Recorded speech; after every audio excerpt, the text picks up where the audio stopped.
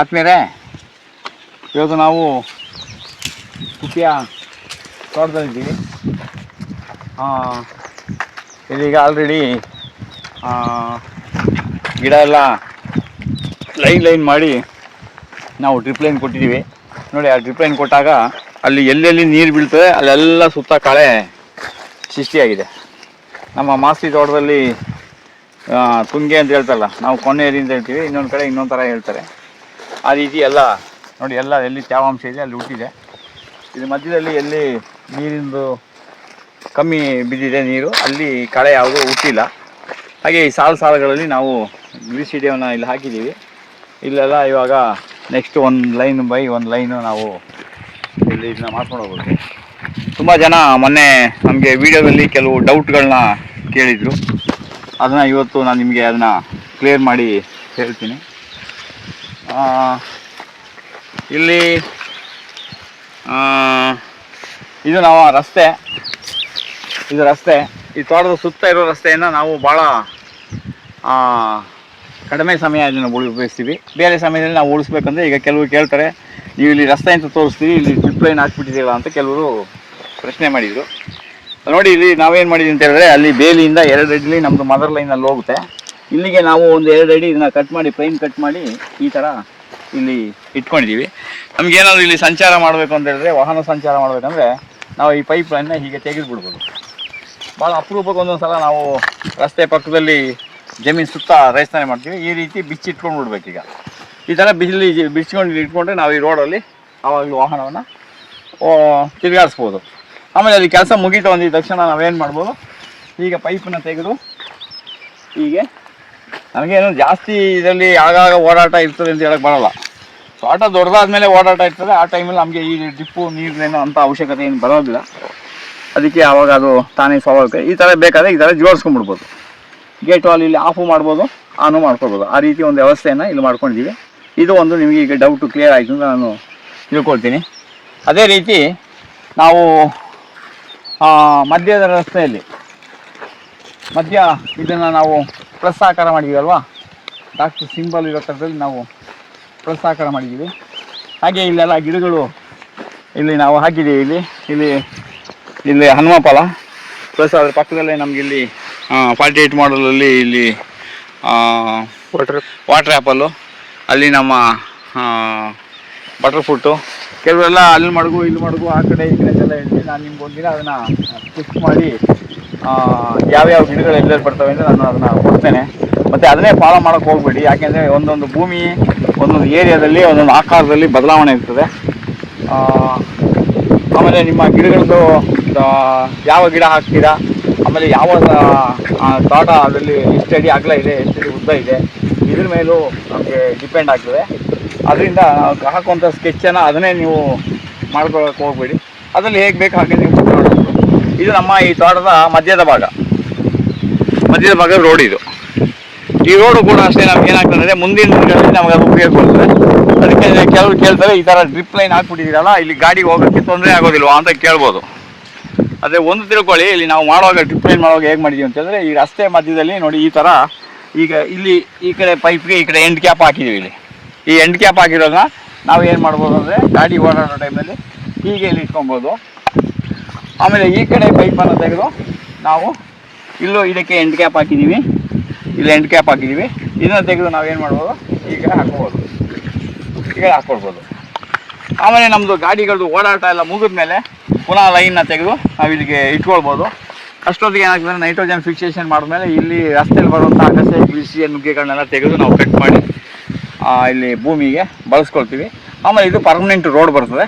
ಆಗ ನಾವೇನು ಮಾಡೋದು, ಪೈಪ್ ಲೈನ್ನ ಅಲ್ಲಿಗೆ ನಾವು ಈ ಥರ ಎಂಡ್ ಮಾಡಿ ಈ ಥರ ಇಲ್ಲಿಗೆ ಫೋಲ್ಡ್ ಮಾಡಿ ಅದನ್ನು ರಸ್ತೆಗೆ ಬಿಟ್ಕೊಂಡು ಇಷ್ಟನ್ನು ಇಲ್ಲಿ ಬಿಟ್ಕೊಳ್ಬೋದು. ಆವಾಗ ನಮಗೆ ಇದು ರಸ್ತೆಯ ಸಮಸ್ಯೆ ಪರಿಹಾರ ಆಯಿತು. ಆಮೇಲೆ ನಮ್ಗೆ ಏನಾದರೂ ಪುನಃ ಜೋಡಿಸ್ಕೋಬೇಕು ಅಂತ ಹೇಳಿದ್ರೆ ನೋಡಿ, ಈ ಥರ ತೆಗೆದು ನೀವೇನು ಮಾಡ್ಬೋದು, ನಿಮ್ಮ ಭೂಮಿಯಲ್ಲಿ ಆರ್ಗಾನಿಕ್ ಕಾರ್ಬನ್ ಡೆವಲಪ್ ಆಗೋವರೆಗೆ ನಾವು ಇಲ್ಲಿ ನೈಟ್ರೋಜನ್ ಫಿಕ್ಸೇಷನ್ ಗಿಡಗಳನ್ನ ಇಲ್ಲಿ ಹಾಕ್ಕೊಂಡಿರ್ತೀವಿ. ಕೆಲಸ ಮುಗಿದ ಮೇಲೆ ಈ ಪೈಪ್ನ ತೆಗೆದು ಇಲ್ಲಿ ನಾವು ಜೋಡಿಸಿ ಹೀಗೆ ಇಟ್ಕೊಳ್ಬೋದು.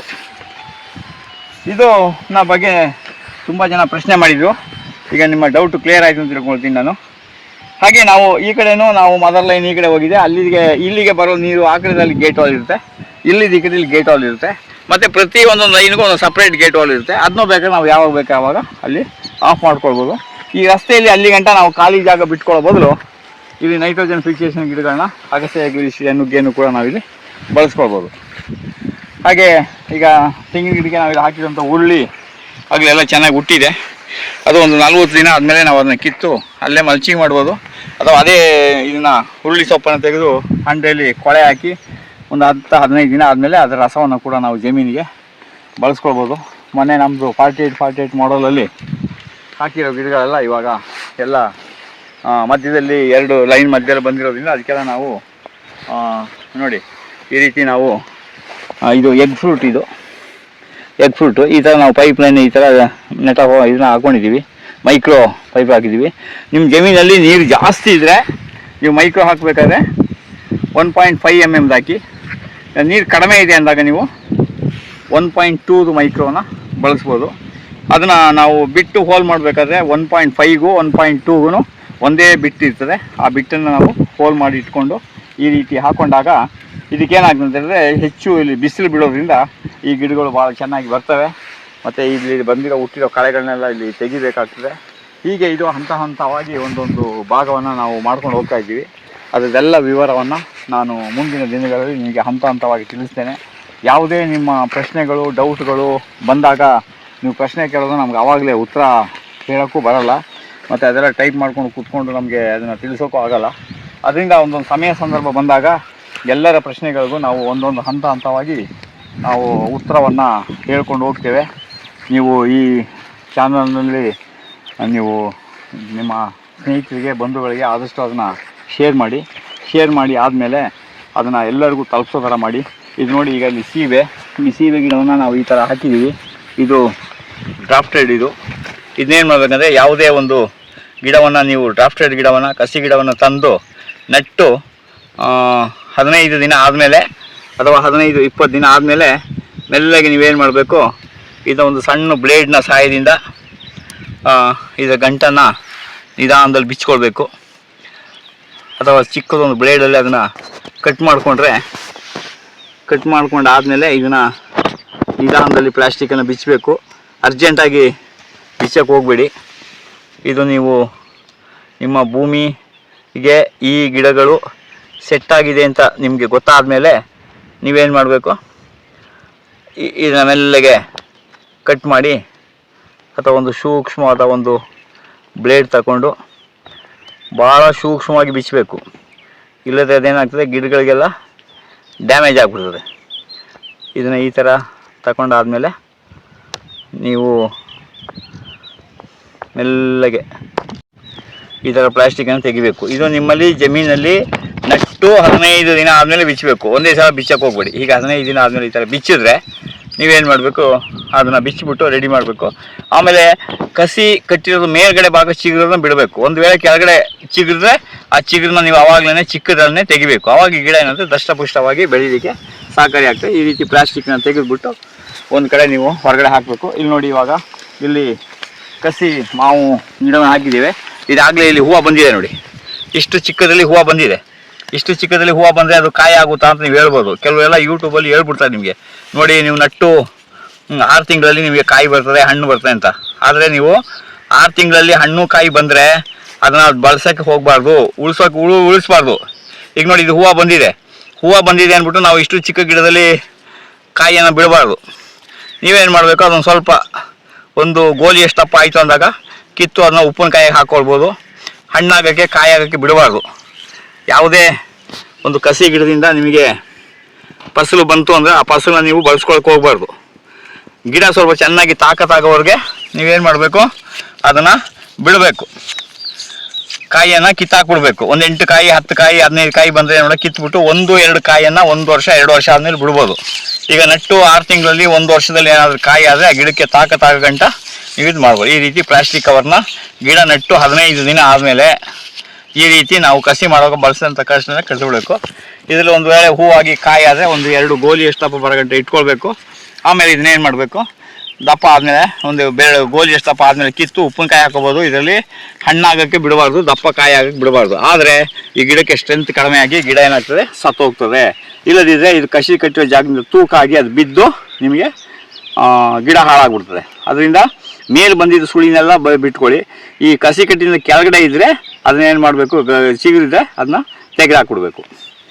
ಈ ರೀತಿಯ ನಿಯಮಗಳನ್ನು ನೀವು ಅನುಸರಿಸ್ಕೊಂಡು ಬಂದರೆ ಎಲ್ಲ ಗಿಡಗಳನ್ನು ನಾವು ಸಮೃದ್ಧಿಯಾಗಿ ಬಿಟ್ಕೊಳ್ಬೋದು. ಅದೇ ರೀತಿ ಇಲ್ಲಿ ಸಪೋಟ ಗಿಡ ಅಷ್ಟೇ. ಇದಾಗಲೇ ಈಗ ಇದು ನೆಟ್ಟು 15 ದಿನ ಆಯಿತು. ಈ 15 ದಿನ ಆದಾಗ ನಾವೇನು ಮಾಡಬೇಕು, ಇದನ್ನ ಮೆಲ್ಲಗೆ ಒಂದು ಬ್ಲೇಡ್ ತಗೊಂಡು ಅಥವಾ ನಿಮ್ಮ ಉಗುರಿನಿಂದ ಮೆಲ್ಲಗೆ ಇದನ್ನು ಬಿಚ್ಚಿ ಇದನ್ನು ಸರಿ ಮಾಡ್ಕೊಳ್ಬೇಕು. ಈ ಥರ ನಿಯಮವನ್ನು ನೀವು ಅನುಸರಿಸಿದ್ರೆ ಕ್ಲೀನಾಗಿ ಈಗ ಬಿಚ್ಚಿಬಿಡ್ಬೇಕು. ಪ್ಲ್ಯಾಸ್ಟಿಕ್ನ ಈ ಥರ ಹಿಂಗೆ ಬಿಚ್ಚಿಬಿಡ್ಬೇಕು. ಇಲ್ಲೂ ಕೂಡ ಅಷ್ಟೇ, ಈ ಕಸಿ ಕಟ್ಟಿರೋದ್ರ ಮೇಲ್ಗಡೆ ಭಾಗ ಬಂದಿದ್ದ ಮಾತ್ರ ನೀವು ಚಿಗುರಕ್ಕೆ ಬಿಡಬೇಕು. ಕೆಳಗಡೆ ಏನಾದರೂ ಅದು ಚಿಗುರ್ತಾ ಇದೆ ಅಂದರೆ ಅದನ್ನು ನಾವು ತೆಗೆದಾಕ್ಬಿಡ್ಬೇಕು. ಅದನ್ನು ಹೀಗೆ ಇದು ಇವಾಗ ಕಸಿ ಕಟ್ಟಿರೋ ಜಾಗ. ಇದು ಮೇಲ್ಗಡೆನೇ ಎಷ್ಟೋ ಚಿಗುರು ಬಂದರೂ ಪರವಾಗಿಲ್ಲ. ಇದೇನಾದರೂ ಇಲ್ಲಿ ಚಿಗುರು ಬರ್ತಾ ಇದೆ ಅಂದರೆ ನೀವೇನು ಮಾಡಬೇಕು, ಪಟ್ಟಂತ ಆವಾಗಲೇ ತೆಗಿಬೇಕು. ಒಂದು ವೇಳೆ ಇದೇನಾದರೂ ದಪ್ಪ ಆಗುತ್ತೆ ಅಂದರೆ ಇದು ಬೆಳೆಯೋದು ವೀಕ್ ಆಗ್ತದೆ, ಕೊನೆಗೆ ಇದು ಸತ್ತು ಹೋಗ್ತದೆ. ಇದೇ ಗಿಡ ಬಂದು ಕೊನೆಗೆ ನಿಮ್ಗೆ ಏನಾಗ್ತದೆ ಅಂದರೆ ಇದು ಏನು ಅಂತ ಹೇಳಿ ನಿಮಗೆ ಅರ್ಥವಾಗಲ್ಲ. ಅದರಿಂದ ದಯಮಾಡಿ ಇದನ್ನೆಲ್ಲ ಸೂಕ್ಷ್ಮವಾಗಿ ಗಮನಿಸಿ ಇದನ್ನು ಮಾಡ್ಕೊಂಡು ಹೋದರೆ ತುಂಬ ಒಳ್ಳೆಯದು. ನಮಸ್ತೆ. ಮುಂದಿನ ಭಾಗವನ್ನು ಆಮೇಲೆ ತಿಳಿಸ್ತೀನಿ. ನಮಸ್ಕಾರ.